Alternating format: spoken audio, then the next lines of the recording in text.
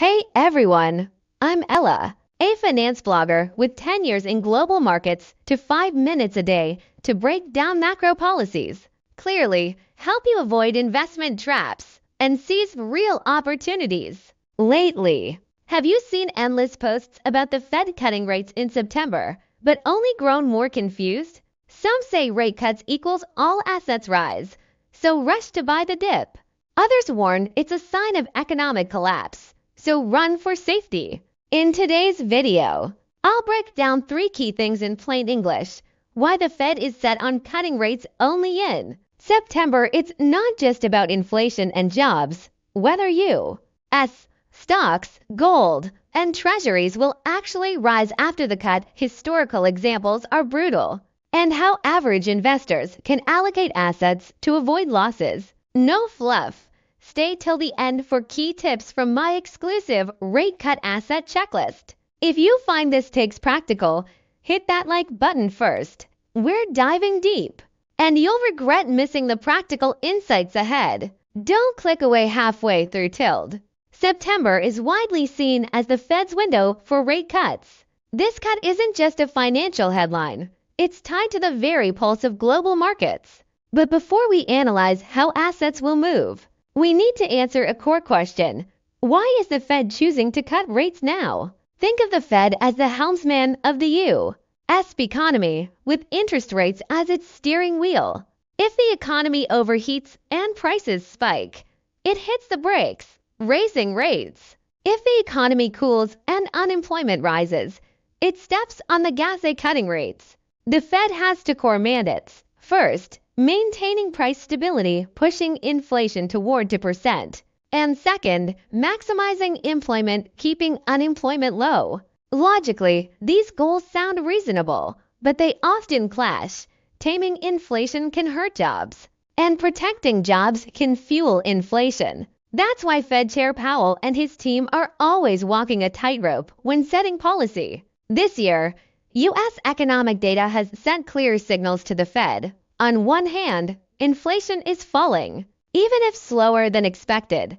The trend is clear. On the other hand, unemployment has quietly risen, especially with new jobs dropping by hundreds of thousands in recent months. This reveals the U.S. job market's superficial prosperity, fragile foundation, like a student who once had a perfect report card, only for the teacher to correct it later. Several classes were actually failing. Faced with this real weakness, the Fed has no reason to keep rates high. There's also a hidden layer: political games and the 2024 election cycle. While the Fed claims independence, every move is scrutinized for partisan bias. Cut too early, and it risks accusations of aiding the ruling party. Cut too late, and it could worsen economic pain and public anger. September is the sweet spot, balancing economic needs and political neutrality. Then there's the unspoken driver, U.S. fiscal pressure. This year, the government's interest payments alone topped $1 trillion, more than its military budget. Rate cuts are the most direct relief. Every 1% cut saves the Treasury hundreds of billions in interest. So while the Fed cites inflation and jobs, its decision is also pushed by hidden factors like fiscal relief and political calculus. Theoretical outlook: how assets should move after rate cuts. Many instinctively think rate cuts equals assets rise, but Ella wants to clarify the basics first to avoid mistakes. Theoretically, a Fed rate cut triggers this chain reaction. U.S. stocks rise, lower rates cut corporate financing costs, boosting profits. They also reduce the discount rate for future cash flows, lifting valuations, especially for tech and growth stocks. Treasury prices rise. Lower rates mean new bonds have lower yields, making existing higher-yield bonds more valuable. USD weakens. Lower returns on USD assets may drive overseas capital outflows, lifting other currencies. Gold and commodities rise. A weaker USD pushes up prices of USD-denominated assets like gold, crude oil, and copper. Rate cuts also mean more liquidity, which stimulates demand for commodities. U.S. real estate rebounds. Lower mortgage rates reduce home buying costs, likely lifting prices and market activity. Emerging market assets including CNY appreciated, less attractive USD assets may shift capital to emerging markets, boosting their currencies and stocks. Heard enough to think why wait? Going all in on rate cuts. But Ella has a reality check. Historically, the Fed has cut rates at least 6 times, and stocks crashed afterwards, while Treasuries also stumbled. Why the gap between theory and reality? Next, I'll break down these rate cut disasters.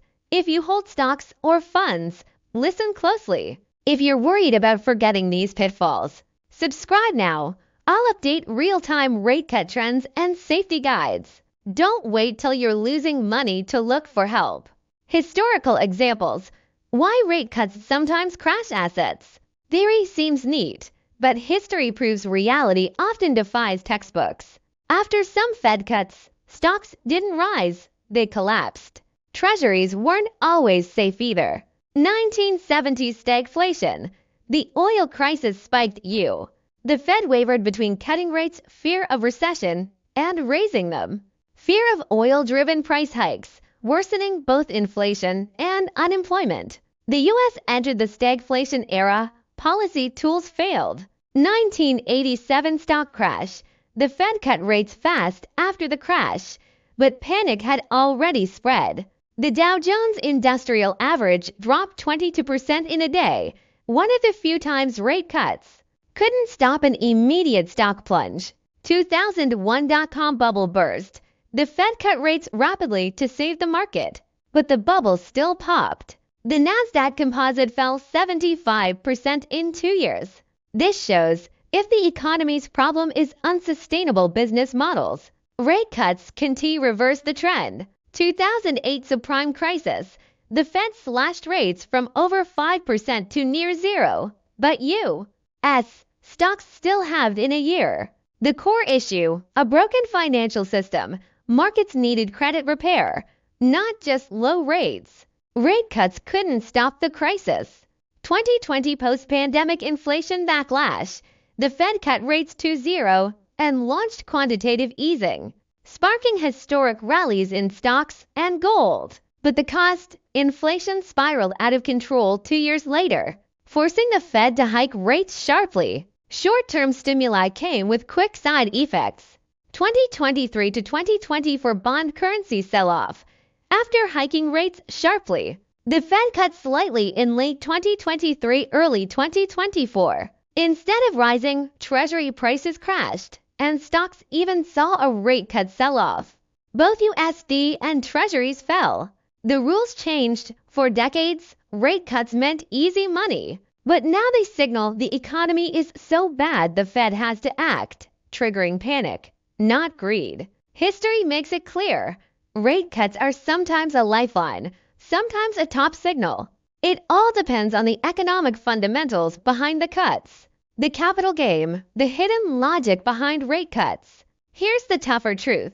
You think the Fed cuts rates based on data, but it might be a script, written by big capital. Ella will break it down with 2 true stories. Take the 2008 financial crisis, before Lehman Brothers collapsed. Moody's, a ratings agency, still gave it high scores. Everyone thought it was too big to fail.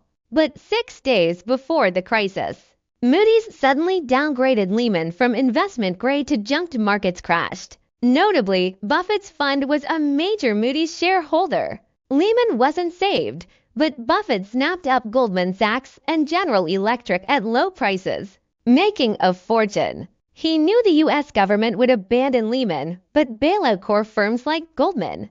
A similar pattern emerged recently. Moody's downgraded U.S. Treasuries right when the Fed's rate cut window opened. Markets questioned the coincidence. The downgrading panicked retail investors into selling Treasuries, pushing yields up. Big capital with piles of cash then bought at discounts. Look at U.S. fiscal policy and Treasuries. The government is drowning in debt, with interest payments exceeding military spending. Rate cuts help, but who will buy Treasuries? Big capital is strategic. They only buy short-term treasuries 3-month, 6-month to recoup principal fasts, avoiding long-term treasuries. This pushes long-term treasury prices down, forcing the government to borrow short-term to repay long-term debt at high rates. The winners, big capital with cash to roll over debt. Worse, the Fed claims to be data dependent, but some data has initial overstatements followed by large downward revisions. GDP growth is inflated by export data. Inflation is measured by core CPI 1 minute, PCE the next. It's like writing a script first, then fitting data into it. Markets think they're analyzing data. They're really following capital's script. So, is the Fed's rate cut for the economy or for capital? If every rating downgrade and rate change is a trap, what can average investors do? Real impact. How assets will move after September's cut. Don't worry, next, Ella will break down how U.S. stocks, treasuries, gold, real estate, and CNY will actually perform. First, drop the rate cuts equals all assets rise. Fantasy history proves theory and reality differ. 1. U.S. stocks, short-term sentiment, long-term earnings. Short-term, right after the cut, sentiment will pick up. Rate-sensitive tech and growth stocks will react first, possibly lifting stocks temporarily. Long-term, if the cut is due to real recession, corporate earnings can't support valuations. Stocks may rise first, then fall. The first rally is liquid-driven, the rest depends on earnings. 2. Treasuries, long-term pressure, not a safe haven. For decades, rate cuts lifted treasury prices, but not lately. Even with a September cut, long-term treasuries will still face pressure. Markets fear U.S. fiscal unsustainability, and rate cuts may worsen USD depreciation fears, making long-term treasuries less attractive. Short-term treasuries, high liquidity, low risk are better for capital. 3. USD, fading unilateral strength to key variables. Theoretically, rate cuts weaken the USD, but reality depends on 2 factors. If global economic chaos worsens, capital may still flow to the U.S. the least bad option, keeping USD relatively strong. If concerns about U.S. deficits grow, a bond currency sell-off, both treasuries and USD falling, could happen. For now, USD's unilateral rise logic is fading. For gold and commodities, gold is a sure bet. Commodities depend on demand. Gold, as a core inflation hedge, is safe haven. Rate cuts lower the cost of holding gold. With USD depreciation expectations, gold's rise is highly likely. If confidence in USD treasuries drops further, gold's safe haven role will shine. Commodities, a weaker USD supports them, but watch for recessionary-driven weak demand. If the U.S. economy cools, industrial commodities like crude oil and copper may not rise sustainably. 5. U.S. real estate, rate sensitive, but jobs matter. U.S. real estate is highly rate sensitive. Lower mortgage rates cut home buying costs, which should lift prices. But there's a catch. If unemployment worsens and incomes drop, even low rates 1T boost demand. Real estate's rebound depends on jobs. 6. CNY and emerging markets. It's all about fundamentals. Theoretically, a weaker USD lifts emerging market currencies, including CNY. But history shows Fed cuts aren't universal benefits. Take the 1998 Asian financial crisis. Fed cuts saved Wall Street, but Thai baht, Korean won, and Indonesian rupiah crashed. Capital fled, forcing emerging markets to hike rates to defend currencies, deepening recessions. Fed cuts don't guarantee global gains. Whether China and emerging markets attract capital depends on their own fundamentals. If China ramps up pro-growth policies and recovery strengthens, CNY may rise temporarily. Without confidence, capital will flow in briefly, then exit fast. Strategy for average investors.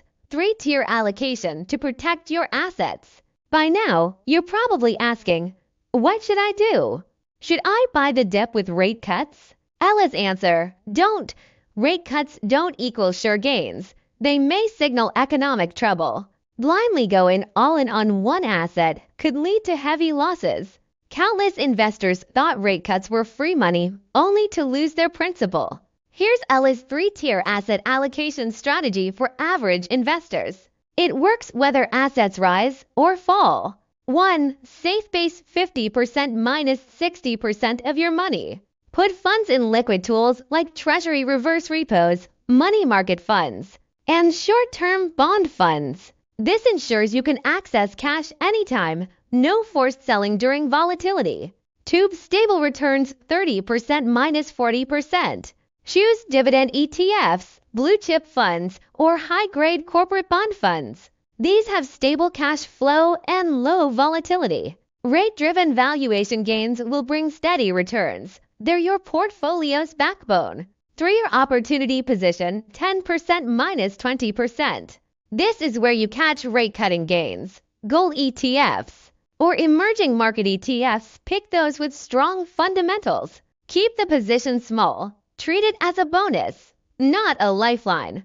The biggest mistake average investors make, using macro news as a short-term trading signal.